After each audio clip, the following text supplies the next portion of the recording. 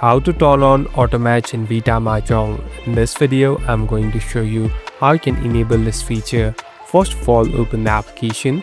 Now simply tap on the level that you're in. So we are inside the game. Here on the right top, you can see this tree line icon. Simply tap on this tree line icon. Here, you'll be able to find different options and settings. So here on the top, there's a section called auto complete. So make sure that you simply tap on it and it is turned on. So as you can see, this has turned green and this has been enabled. So after you do this, it will automatically complete different tiles at the last and you'll be able to move forward in the game easily. So you can make sure it's turned on and it will help you in the gameplay too. Thank you for watching this video. I hope this video will help you.